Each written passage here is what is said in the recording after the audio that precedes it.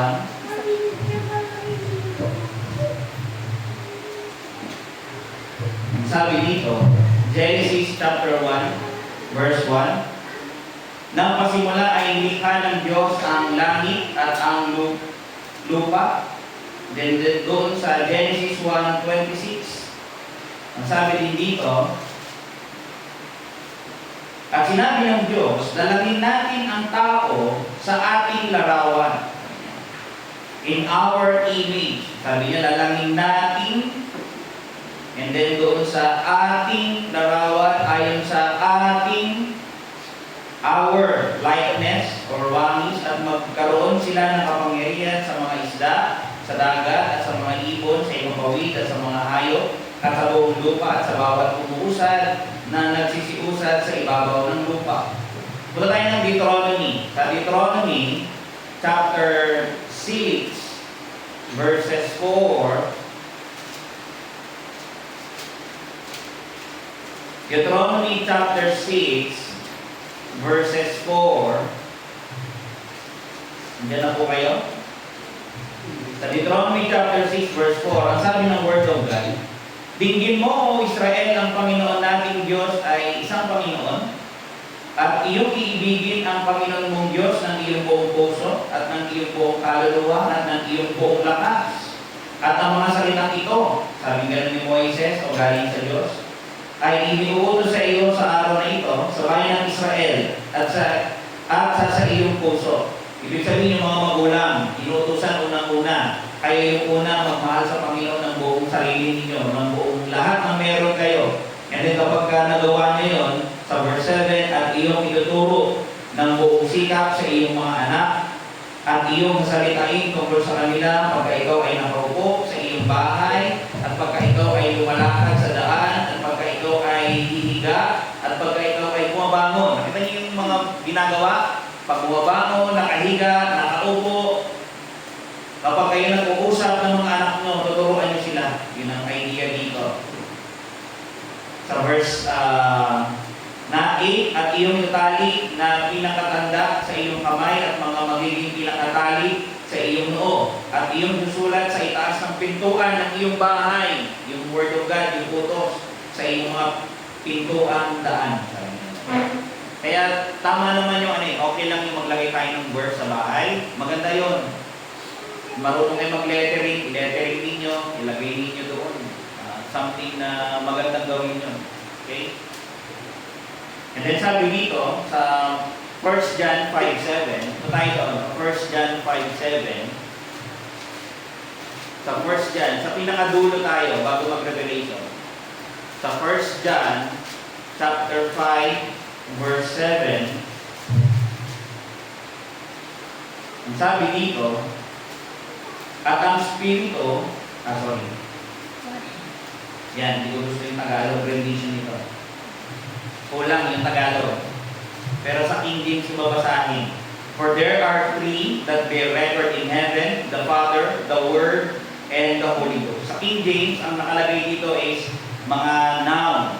Capital yung F, capital yung W, capital yung H, G, doon sa Holy Ghost. And these three are one. Let's bow our heads and pray. Lord, thanks sa umagang ito.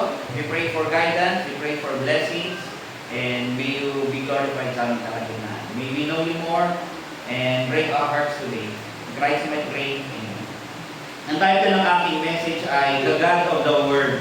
Okay? Kung malala niyo yung lesson last time, yung lesson last week. The Bible is the Word of God. Okay? Ngayon naman, tinignan natin last week, ano ba yung Bible? Saan ba ito galing? Galing daw sa Diyos. Okay? So, naklaman natin, ito ay inspired, authoritative, ito ay infallible, inerrant, ibig sabihin, walang kamalian, at kailanman ay hindi magkakaroon ng kamalian. Okay? Authoritative kasi babase natin dito yung ating mga ginagawa. Pero something na mahalaga na makita rin natin sa pag-aaral natin ng Bible, kung sino yung ipinapakilalang Diyos ng Bible, di ba? Ang hirap naman, nababasa tayo ng Bible, pero yung Diyos na pinapakilala ng Biblia, hindi pala natin kilala. Parang na-miss natin yung pinaka-point ng ginagawa natin.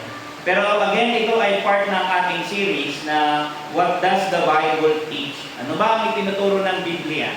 Tungkol sa Biblia. Yung una natin, di ba? Pangalawa, ngayon yung lesson natin, ano ba ang itinuturo ng Biblia patungkol sa Diyos? Di ba? Mahalaga na sinimulan natin yung pag-aaral natin last week tungkol sa Bible kasi lahat ng lessons natin magagaling sa Bible. Kaya kapag tayo di naniniwala na yung Bible ay Word of God, so parang wala tayong point na tayo ay mag-aaral pa. Bakit? Hindi ka naman wala naniniwala eh. So huwag na tayo. Walang point. Walang sense. Pero dahil nga ang salita ng Diyos ay, ang Biblia ay salita ng Diyos, mapagkakatiwalaan natin ito. Kaya kung ano man yung tinuturo nito, yun yung gagawin natin. At yun yung paniniwalaan natin at yayakapin natin. Hindi ko na idagdag ito last time. Ang nakita lang natin, inspired, inerrant, infallible, authoritative. Pero pwede natin din ilagay, yun na yung Word of God ay preserved. Okay? Iningatan ng Panginoon yung salita ng Diyos. Maraming pagkakataon niya na sinunog, sinira, kasi ayaw yan ng Diablo eh. Pero yan ay iningatan ng Panginoon hanggang sa dumating yung time na na-translate din. Okay? So ngayon meron tayong masasabi natin na Bible na ayon doon, best translation when it comes to English. Yan ay walang ibang yung King James Version. Na kung saan ito ay hango doon sa Textus Receptus at hindi doon sa mga modern manuscripts. Okay. Doon marami kasabi na yung manuscript ng critical text na manuscript, mas older nga yun compared sa Textus Receptus eh. Yung mga modern versions kasi baka hindi nyo alam, galing sa critical text, yun ang ginamit nyo ng manuscript. Pero yung King James na pinanggamitan ay Textus Receptus. Pag inaral nyo lang. Okay. Pero hindi naman yun yung point na i-discuss natin ngayong umaga kasi yung pinaka-lesson natin ngayon about doon sa kung sino ang Diyos. Okay? Pero binalikan ko lang, dinagdag ko lang, kung pwede lagyan ko ng isang point yun, daragdag ko yung Word of God is preserved. Ingatan niya ng Panginoon. Kaya maging masaya tayo kasi sa time natin, meron tayong Biblia na masasabi natin na kung may gustong ipaalam ng Diyos sa atin, nilagay niya talaga. Ingatan niya.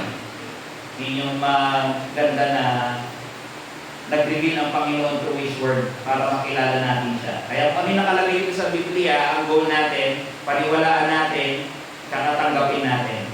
Okay? Pero may umaga ang lesson natin, ano ba ang itinuturo ng Biblia tungkol sa Diyos? Who is God? Sino ba ang Diyos? Ano ba ang Diyos? Ano ba ang mga katangian ng Diyos? Ano ba ang kanyang kalikasan? Yan yung mga katanungan tungkol sa Diyos na sasagutin natin. Okay? Parang pag-base sa tanong natin, Pastor, parang hindi mo na tinanong kung meron bang Diyos. Okay? Ito niya yan, ang tanong ko agad ay, sino ba ang Diyos? Yung question ko ay nag-a-assume na meron ng Diyos. Kaya hindi ko na tinanong yun, meron bang Diyos? Hindi na natin question yun whether meron ba o wala. We assume na meron talagang Diyos. Kasi nakalagay naman sa Genesis 1:1, binasa natin kanina, in the beginning, God created the heaven and the earth. Ang lahat ng pinagmulan ng mga bagay ay walang iba kundi ang Diyos.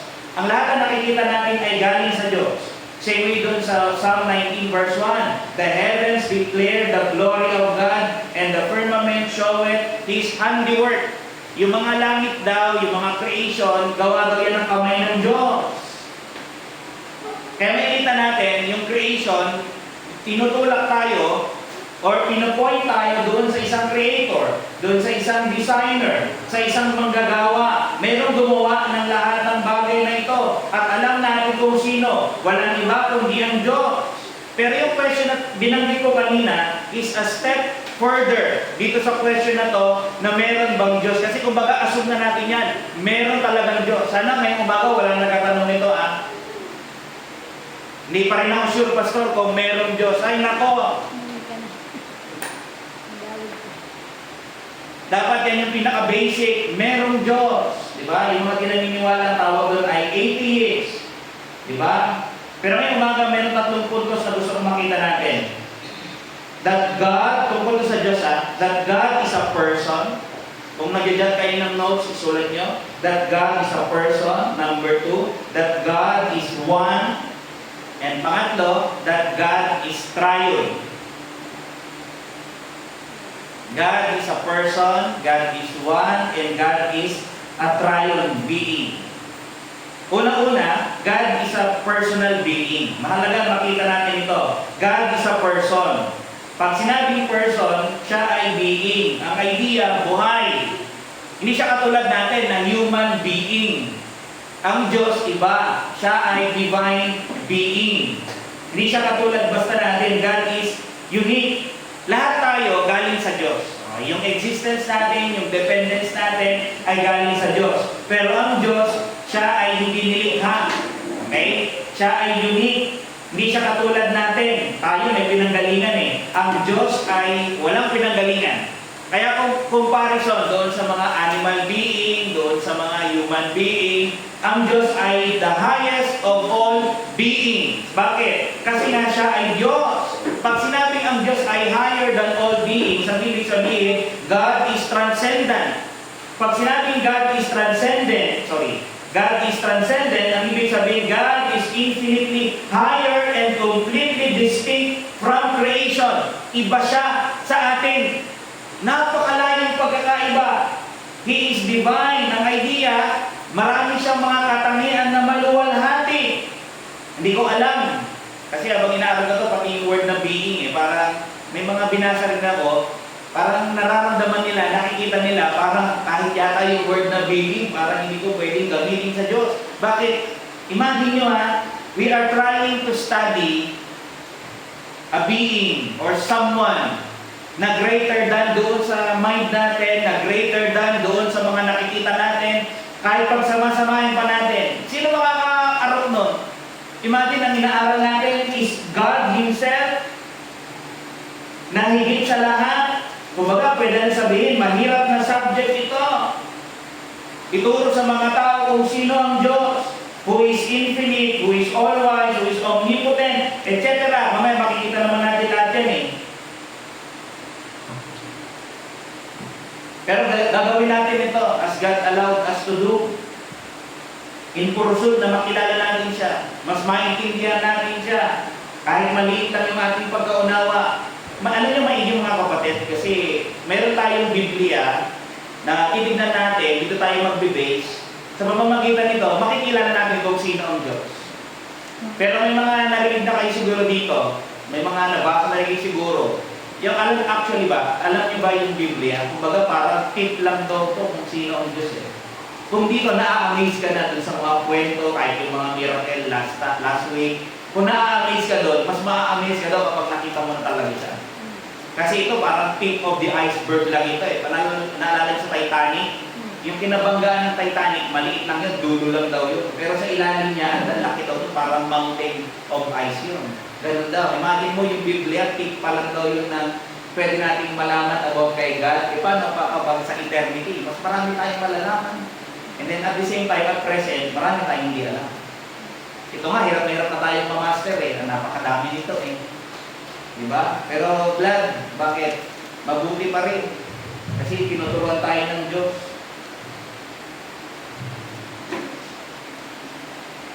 Kaya, ano ko lang ang clarification. Yung idea ko na pag sinabing being, someone na may buhay. Okay? Hindi ko sinasabi dito na created ang Diyos kasi tayo created eh. Mga animal, plants, created natin. Pero ang Diyos, hindi. Kasi ang Diyos ay nag-iisa. Habang inaaral ko, may lalala kong kanta eh. Alam niyo ba yung kantang You Are God Alone? Sabi ng You Are God Alone, sabi ng lyrics niya, yung first, I think this is first stanza. Sabi niya, you are not a God created by human hands. You are not a God dependent on any mortal man. You are not a God in need of anything we can give by your plan. That's just the way it is. Sabi niya. Ang Diyos daw hindi ginawa. Hindi siya ginawa ng kahit na sino. Ang Diyos ay umiiral sa kanyang sarili. Hindi ko nga alam habang inaaral ko ito, paano ko maiintindihan ang hindi masusukat na Diyos. Di ba? Unfathomable siya kung tutuusin eh. Sinong kaya mag-isip kung sino ang Diyos? If puro tayo finite being. Kahit nga yung English language eh. Mabuti na lang may English language somehow, o kahit yung Tagalog, yung mga words, sa pamamagitan ng mga salita, nagkakaroon tayo ng idea kung sino ang Diyos. Pero yung mga words itself, parang kulang pa rin ito eh. para totally talaga ma-explain ng Diyos eh. Pero somehow nakakatuwa pa rin ng Diyos kasi binigay pa rin niya ito sa atin. Hindi lang yun, ang Diyos ay may personality o may mga katangian. Hindi lang siya being na buhay. Siya din daw ay may personality, may mga katangian siya. Siya daw ay may mga dahilan. Kung ginagawa niya yung mga bagay-bagay, may dahilan daw siya. May binanggit ako dito eh, kung meron yung idea na sa Diyos, meron tinatawag na nature at attributes. Pag sinabing nature, yan na yung kalikasan niya, yan yung essence niya, ganun siya. Okay? Ang idea nun, halimbawa, pwedeng eternal, ganun talaga siya. Pero ano yung attributes? Ano yung difference ng nature doon sa attributes?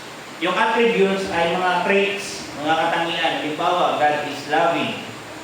May mga katangian ng Panginoon, saka esensya, or essence, or nature, na communicable, na ipapasa niya sa tao, meron din yung hindi. Okay? Halimbawa, yung God is eternal. Siya lang yun, tayo hindi. Di ba? Somehow, doon mo makikita, may contrast pala. Doon, manararanasan natin, nasalamin natin na parang, ano talaga, we are created in God's image. Kasi nga, God is loving, na-experience din natin yun. Merciful, minsan may nandun din yung awa natin. Yung ganon. May communicable attributes siya, mayroon din siyang incommunicable attributes. Ano ba yung mga bagay na yan? Or mga, simulan natin doon sa nature. Ano yung kalikasan ng Diyos? Ang Diyos daw ay eternal. Alam mo yung eternal? Ang Diyos ay walang simula, walang wakas. Ang sabi ng Psalm 90 verse 2, before the mountains were brought forth, or ever thou hast formed the earth and the world, even from everlasting to everlasting, thou art God. Wala pa daw doon nung unang-una, wala pang panahon, ang Diyos daw ay Diyos na. From everlasting to everlasting. Anong sukat nun, Pastor? Ilang years yon? Walang years. Hindi siya time-bound. Tayo sa loob ng earth, bilang yung panahon natin dito. Pero ang Diyos, nasa labas siya ng earth, hindi siya kasama dun sa time. Tayo yung may 1980, 1950, siya walang ganun. Kung isipin natin, paano nangyari yun? Because God is self-existent. Tayo hanggang kailan tayo kaya man nating mabuhay? O yung misa nga, yung ginagawa natin activity, napapagod tayo kasi doon lang yung lakas natin. Pero ang Diyos, imagine, from everlasting to everlasting, nag-e-exist siya. Self-existent. Dependent siya sa sarili niya. Sabi nga ng Exodus 3:14, I am that I am. Ang ibig sabihin, I am He who exists. I will, or pwede sabihin ganito, I will be what I will be. Ako ay magiging ako. Ako ay iiral hanggang kailan ko gusto. Hindi matatapos yung existence ko. Nakadepende yung existence ko sa akin. Pero the rest ng mga tao nakadepende sa akin. Ganun yung idea. Hindi lang ang Diyos ay eternal, hindi lang siya self-existent, siya din daw ay infinite. Ang ibig sabihin, He is without limit. Tayo may limit, yung edad may limit, yung lakas may limit, may mga gawain na hanggang doon lang. Hindi na natin kayang dugtungan. May hangganan, pero ang Diyos, yung kanina, walang simula, walang wakas. Ito, walang katapusan, walang hangganan. Pag binabanggit every time yung infinite, nakakonect ito doon sa tatlong mas malalaking nature or essence ng Diyos. So daw ay omniscient. Infinite. Anong infinite sa Kanya? Infinite yung Kanyang kaalaman. Dumarating yung time tayo, based dun sa edad natin, depende dun sa na-acquire nating education, nadaragdagan yung alam natin. Ang Diyos hindi niya kailangan mag-aral. Bakit? Alam niya lahat. Sabi sa 1 John 3:20, God is greater than our heart and knoweth all things. Alam daw niya ang lahat ng bagay. Alam niya kung ano nararamdaman mo, ano nangyayari sa buhay mo, sa buhay ng bawat isa, sa bansa natin, sa buong mundo. Lahat. Kahit yung nakatago, alam niya. Ang kanyang kaalaman ay hindi nasusukat. Ang sabi nga ng 1 Timothy 1:17, now the King eternal, immortal, invisible, the only wise God. iba kundi ang Diyos, ang Panginoong Kristo. Minsan sinusukat yung IQ natin, di ba? Nasubukan niyo na ba sukatin yung IQ niyo? Wala ka naman pagsukat dito. Kahit ako hindi ko na sukat. Baka below average. Pero hindi ko alam, di ba? Yung utak, yung talino, sinusukat. Pero imagine if you try to measure yung IQ ng Diyos. Parang ano nga eh, it's masamang bagay na subukan mong sukatin. Kasi bakit? Ang sabi ng Bible, He knoweth all things. Past, present, future, alam niya lahat daw yan. Walang limit yung kanyang, hindi lang yung kanyang omniscience, yung kaalaman niya, wala rin daw limit yung kanyang omnipresence. Alam niyo yung omnipresence? Ibig sabihin, nasa lahat siya ng dako. Yung kanina, alam niya lahat, ngayon naman, nasa lahat siya ng dako. Ano nasa lahat ng dako? Kahit sa ka pumunta. Pag punta ka ng Paris, nandun siya. Pag pumunta ka doon sa loob ng kuweba, nandun siya. Pag nasa kwarto ka, nandun siya. Kahit sa ka pumunta, hindi ka makakapagtago sa kanya. Eh kung pumunta ako ng outer space, pastor, maging astronaut ako, nandun din siya. Sabi ng Psalm 139 verse 7, whither shall I go from thy spirit, or whither shall I flee from thy presence? Sabi ng psalmist, Lord, saan ba ako pupunta na pwede akong malayo sa presensya mo? Sabi niya, if I ascend up into heaven, thou art there. Kung pumunta ako sa langit, nandun ka. If I make my bed in hell, behold, thou art there. Nandun ka rin. If I take the wings of the morning and dwell in the uttermost parts of the sea, doon sa pinakamalalim na lugar sa dagat, Lord, even there shall thy hand lead me and thy right hand shall hold me. Kahit saan doon, Lord, nandun ka pa rin. Kaya never think na makakapagtago tayo. Never think na hindi malalaman ng Diyos yung ginagawa natin. Alam niya lahat. Omnipotent. Ano yung sabing omnipotent? Walang limit daw yung kanyang kapangyarihan. But our God is in the heavens. Psalm 115 verse 3, anong sabi na sa second part? He hath done whatsoever He hath pleased. Gagawin daw ng Diyos lahat ang gusto niya. Tayo, may mga pagkakataon, gusto natin gawin yung bagay, hindi natin magawa. Bakit? Wala ka namang resources. Kumbaga, minsan, puro tayo plano. Bakit hindi natin magawa? Eh, wala naman din akong kakayanan. Kaya hindi ko magawa. Ang Diyos, pag may plano siya, pag may gusto siyang gawin, kaya niyang gawin. Bakit? He has all the power. He has all the means. Yung creation niya, paano niya ginawa? Naalala niyo ba? He just spoke the word, let there be light. Words lang. Ayan yung mga attributes dito ng Panginoon o yung kanyang nature. Siya daw ay eternal, self-existent, infinite, omniscient, omnipresent, omnipotent, almighty. Para katulad din ito nung kaninang self-existent kasi ang idea ng almighty is all-sufficient. And Abraham was 90 years old and 9. The Lord appeared unto Abraham and said unto him, I am the Almighty God. I am the all-sufficient God. Pag sinabing Almighty God, ang ibig sabihin niyan, El Shaddai.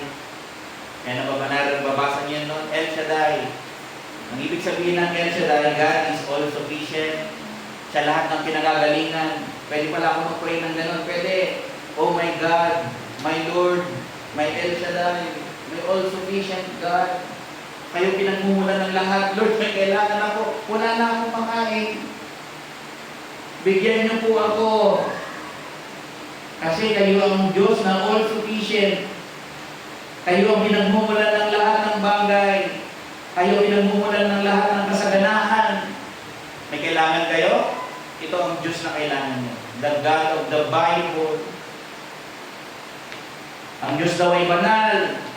He is perfectly holy. Ang ibig sabihin, hiwalay siya doon sa kanyang mga nilikha. Hindi siya katulad natin.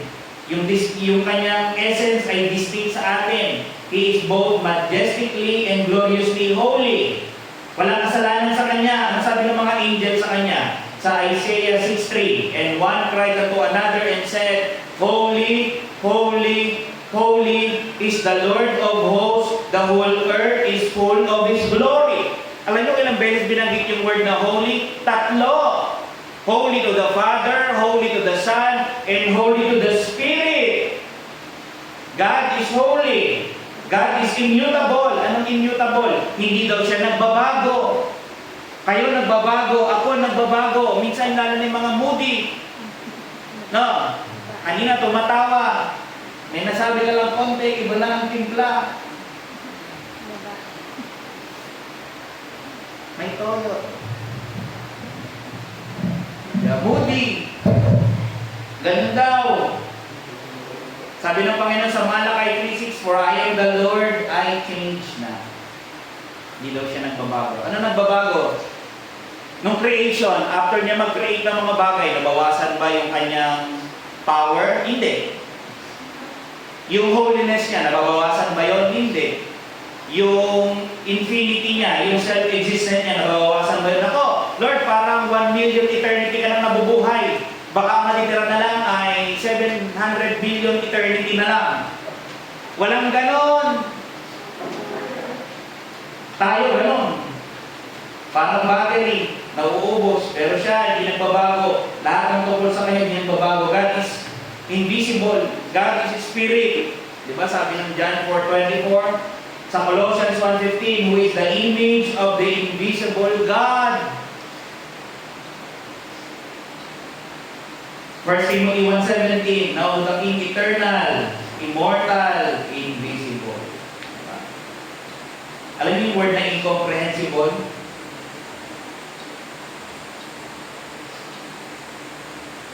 Dito, Pastor, parang inaaral natin kung sino ang Diyos. Diba? Alam natin malaki ang Diyos. Incomprehensible siya kung totoo kasi. Dito, habang inaaral natin parang isa-isa lang, by peace. Ay, alam ko, holy siya. Kasi ganun yung mind natin. Parang may compartment, limited. Isa-isa lang. Pero siya, lahat ng inaaral natin about God, hindi ito segregated sa Kanya. Simultaneous lahat ito. Lahat ito siya yung nag-e-exist sa Kanya ito lahat. Parang ginagawa natin, parang tinignan natin siya lang yung mga facets niya. Kumbaga, unfathomable. Hindi masukat. Sabi ng Psalm 145 verse 3, "Great is the Lord and greatly to be praised, and His greatness is unsearchable." Hindi mo lang masukat siya. Gusto mo masukat kung gano'ng kadakila ang Diyos? Ang sabi ng psalmist, His greatness is unsearchable. Sabi ni Job, ito ang ganda ng sinabi ni Job, sa Job 26:40, "Lo, these are parts of His ways." Yung mga nangyari daw sa buhay ni Job, ano lang daw yan? Parts. Yung ibig sabihin ng parts doon is mere edges. Yung laylayan lang. Gusto mo malaman mo gano'ng kadakila ang Diyos? Yung mga nakikita mo dito, yung mga nangyayari sa buhay mo, edges pa lang daw yan. Dulo pa lang. Grabe. Sabi niya, "But how little a portion is heard of Him, but the thunder of His power who can understand." Sino bang talagang makaka-grasp ng makakaunawa ng nature ng Diyos, ng kadakilaan ng Diyos? Kaya sabi mismo ng Panginoon sa Isaiah 55 verse 8, "For my thoughts are not your thoughts." No, pala malayo na eh. Bakit, Lord? "Neither are your ways are my ways." Bakit nga, Lord? "For as the heavens are higher than the earth, so are my ways are higher than your ways, and my thoughts than your thoughts." Imagine mo, yung isip mo, ganito lang, oh, tapos isipin natin ang Diyos. Eh, di ba layo-layo ng agwat natin? Alam niyo, pag sinubukan yung isipin yun, malulos ka na. Yung sa sobrang lawak niya, Lord, parang di ko kayang isipin. Pero alam ko, you are great, you are holy. Yung mga bagay dito, ginawa mo. Hindi ko mapigilan, Lord, habang iniisip ko kung gaano ka kadakila as I look dun sa Word of God. All I can say is, I praise you. All I can say, you're great. All I can say, Lord, I bow. You're worthy of my praise. Si Paul nga, yan din ang sabi niya sa Romans 11:33. Sinubukan niyang, yung kumbaga kung i-describe natin, yung parang niya nakikita ang Diyos, ang sabi ni Paul, "Oh, the depth of the riches, both of His wisdom and knowledge of God, how unsearchable are His judgments." Sabi niya, paano mo masasearch yun? Paano mo masusukat? Paano mo maiintindihan?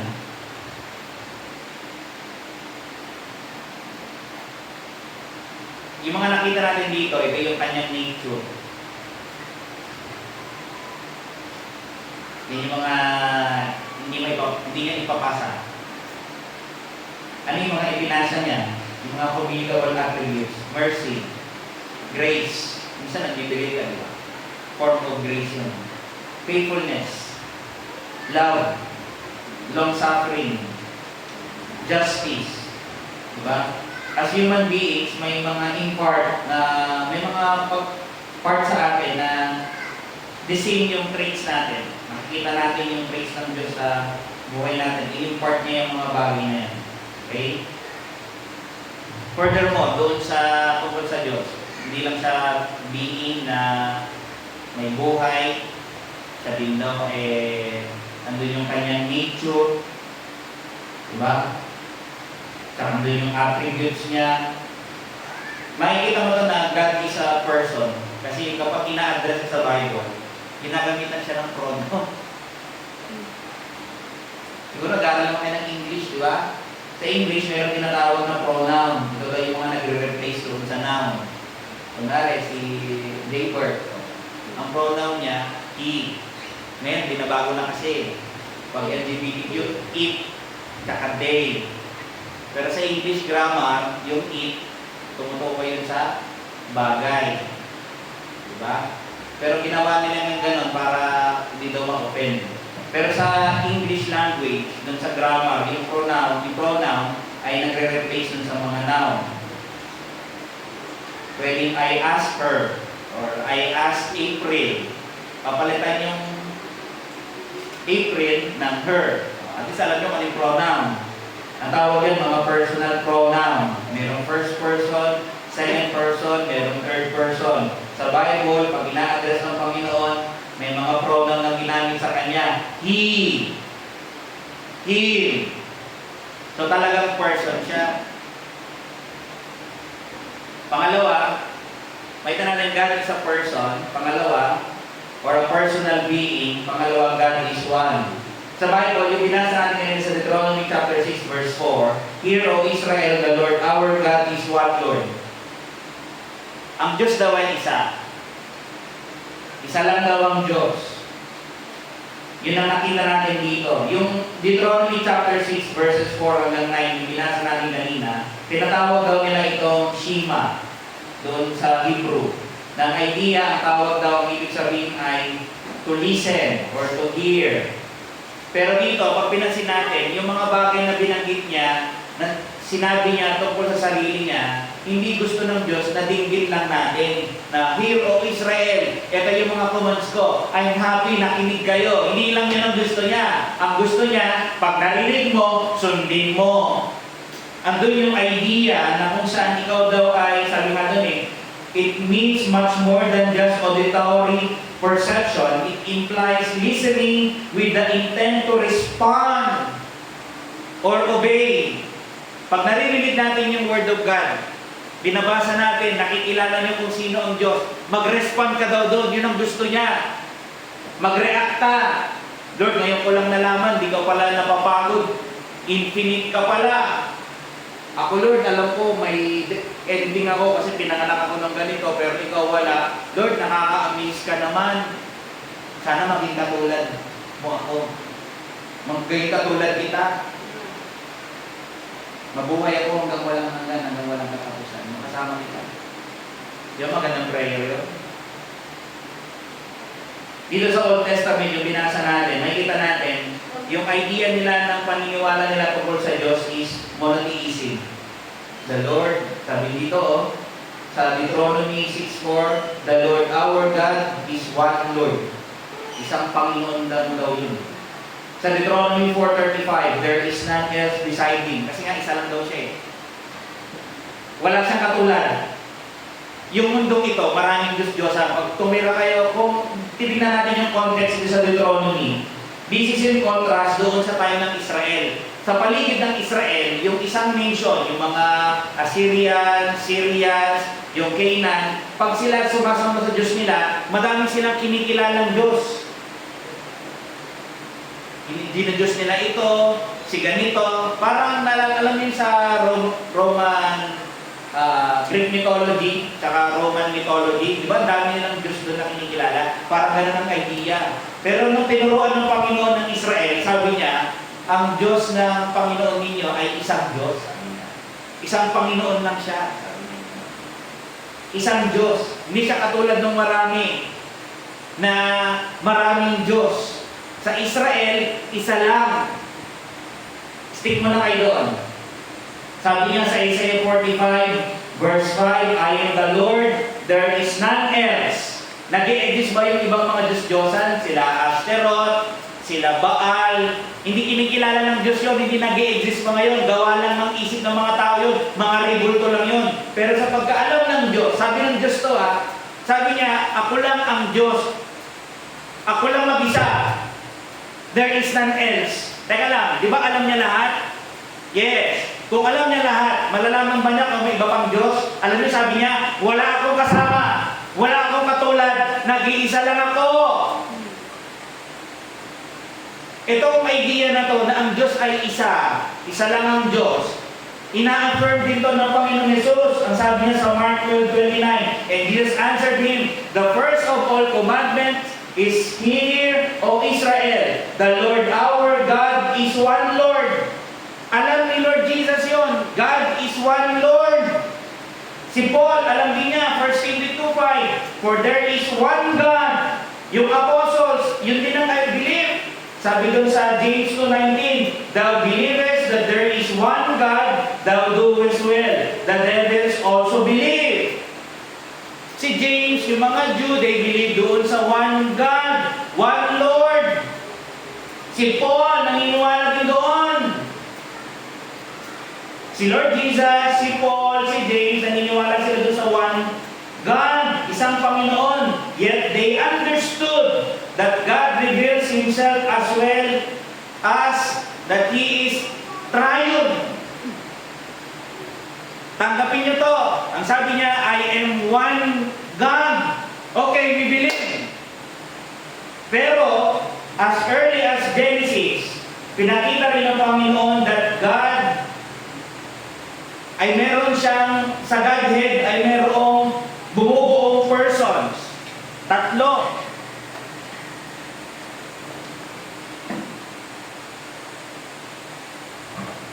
Tingnan nyo, binasa ko kanina, yung Genesis 1:1, in the beginning, God. Pag inaral niyo yung, yung original language niyan, Elohim, yan ay plural form. Yung pagkakagamit dyan ng God, every time na ginagamit yung word ng God as Elohim, ang form daw yan ay plural, hindi singular. Kaya kahit doon pa lang sa Old Testament, makikita mo na pinapakilala ng Diyos ang sarili niya as one God, pero siya ay composed of three distinct divine persons. God is one, yet three. Ganun siya. Huwag nyo gawin yung ay madami pala pastor kasi 1 plus 1 plus 1 plus 1. Huwag ka mag plus 1, ang gawin mo times. 1 times 1 times 1 times 1. Yet they are one. Sa Genesis 1:26, ang sabi doon, Genesis 1:2. Yung Genesis 1:1, yung God is plural, yung verse 2 niya, and the Spirit of God moved upon the face of the water. Sakita niya yan? So, Old Testament pa lang sa Genesis 1:1, nandun na yung Spirit of God. Sa Genesis 1:26, ang sabi ng Panginoon na nagawa na yung creation, sabi niya, ito gawin natin.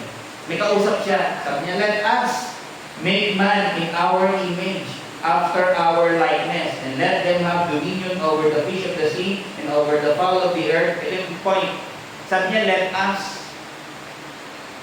Sino kausap niya? O di yung other person ng Godhead?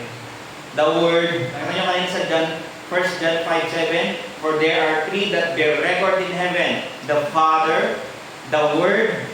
Bakit the Word? Yan ang title ni Lord Jesus before siya mag-incarnate. Ang title niya is the Word.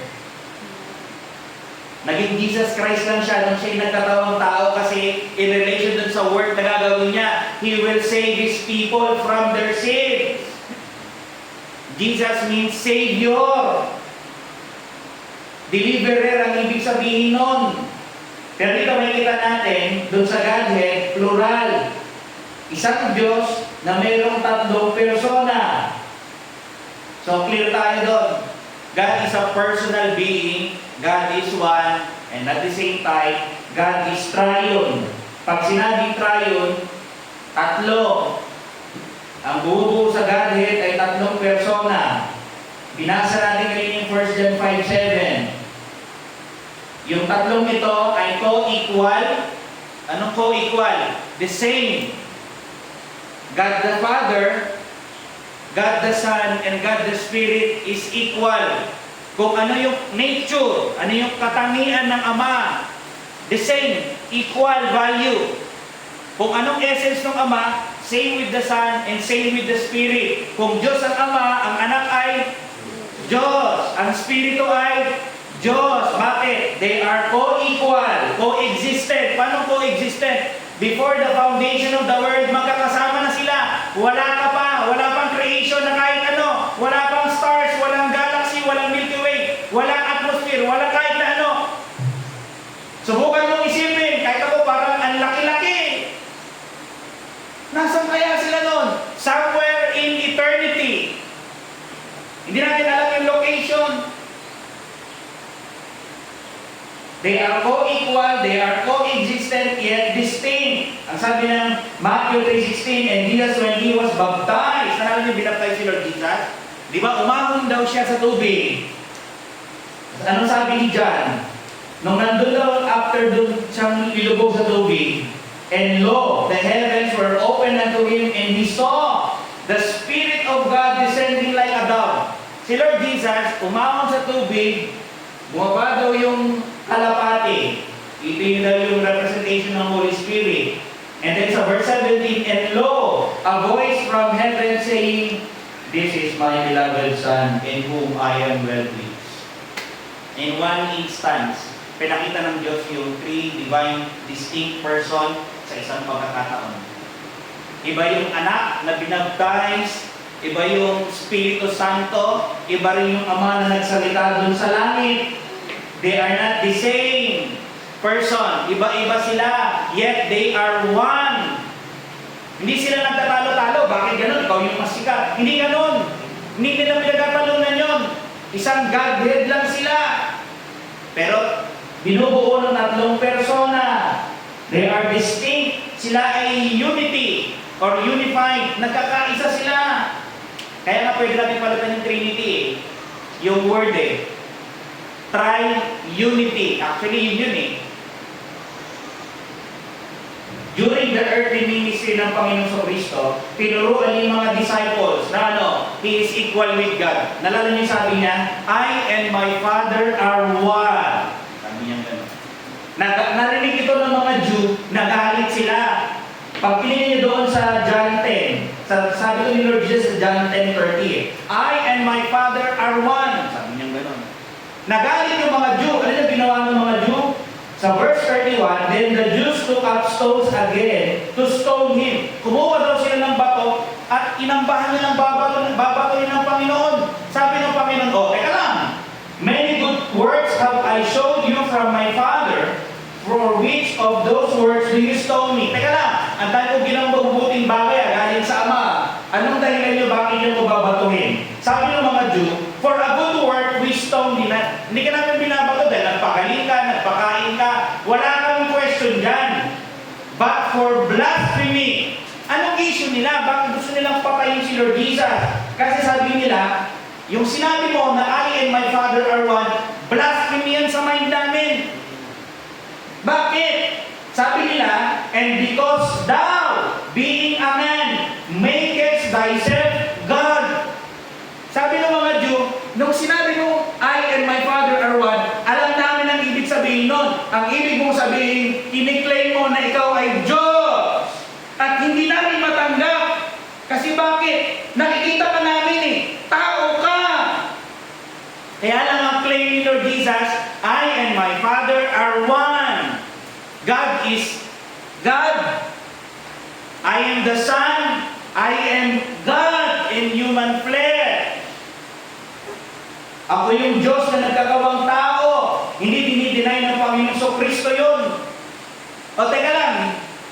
Ba't yung ako binabato? Hindi naman yun ang ibig kong sabihin eh. Wala kayong makikitang ganun. Tinanggap niya yung thinking na natanggap nila, na inisip nila. Which is yun naman talaga yung ibig niyang sabihin eh.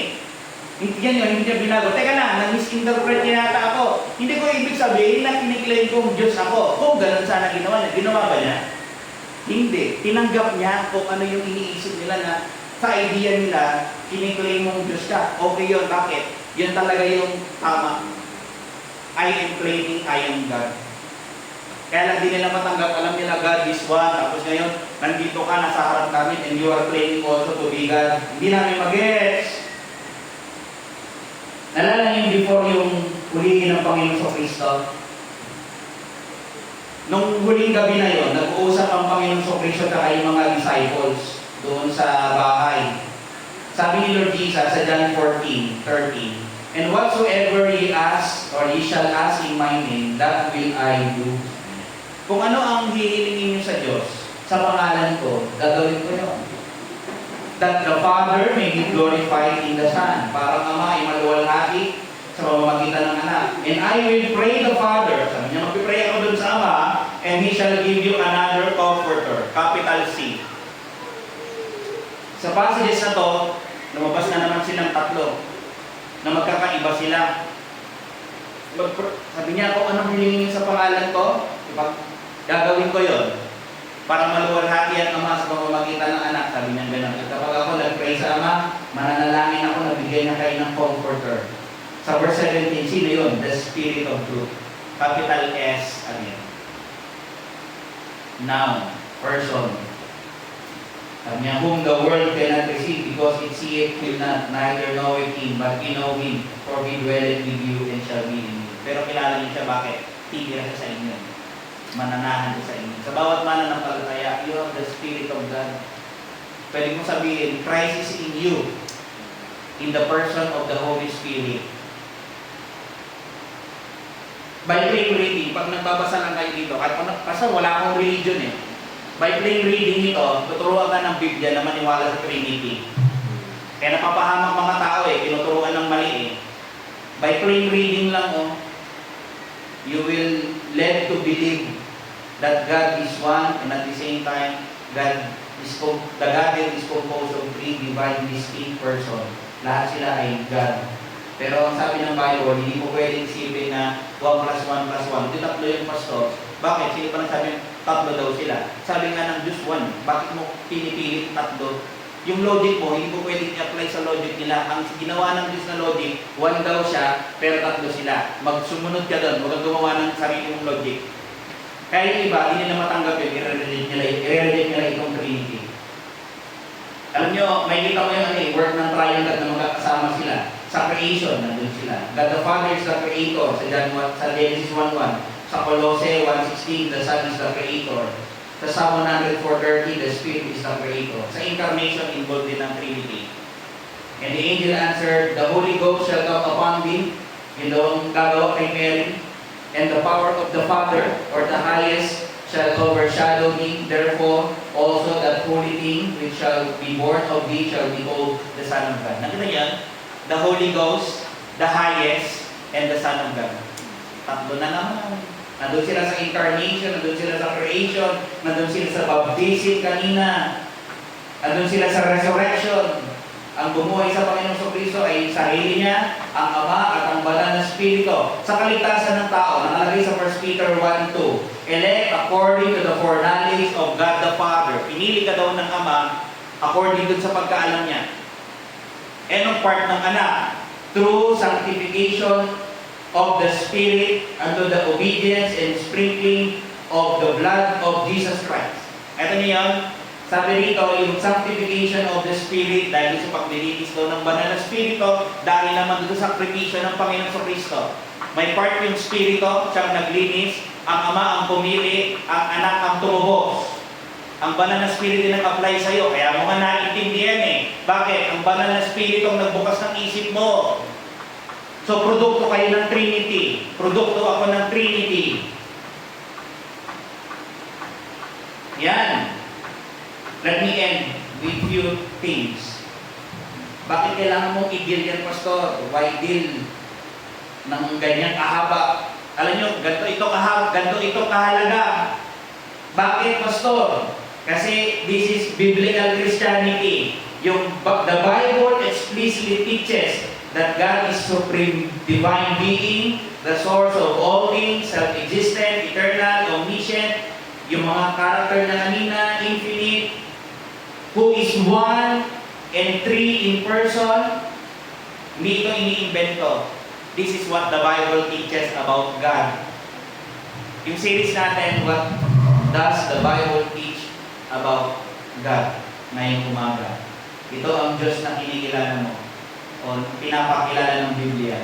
He is a personal being. He is one, yet three.